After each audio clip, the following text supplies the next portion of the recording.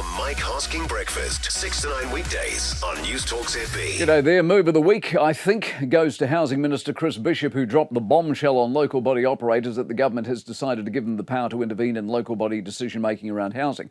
Mind you, we could argue scrapping the calamitous census was a good move, and indeed I'm a massive fan of reporting inflation data on a monthly basis, sort of makes us look like a first world country. All of these, very good decisions this week. But as regards councils and housing, in the broader interests of this small country finally getting its fiscal act together, this move cannot come soon enough. Now, the simple truth is we're over-councilled. We have ludicrous numbers of local do-gooders and a vast array of fiefdoms making decisions that may or may not make any sense locally, far less incorporating themselves into the bigger national picture. Now, part of the problem is too often councils have not been up to much. Too many councils are littered with acrimony and infighting.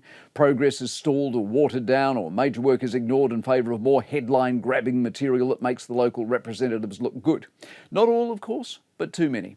From Tauranga to Wellington to Christchurch to Invercargill, the infighting and dysfunction has become legendary. What you can say about central government that you can't say about local government is most of us took part in the democratic process. In other words, we turned up and vote. And as a result, this government, rightly or wrongly, has a mandate to get on and do stuff, mainly stuff that got cocked up by the previous government.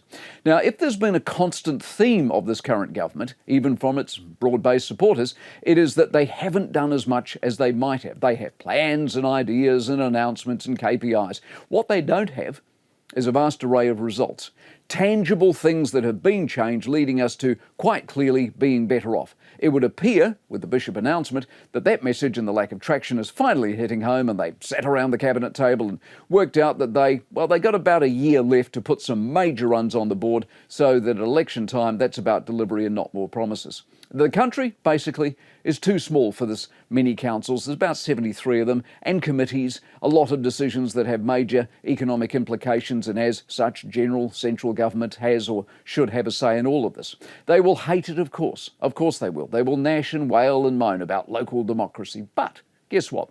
Big picture, economic success is more important. The big picture, generally, is more important. The national story is more important. Christchurch learned that last week, didn't they, over their intensification scrap, which lasted years, cost them millions, and that this government basically is serious, and on a central v local head-to-head, only one side is going to come out on top. The Mike Hosking Breakfast, 6 to 9 weekdays on Newstalk ZB.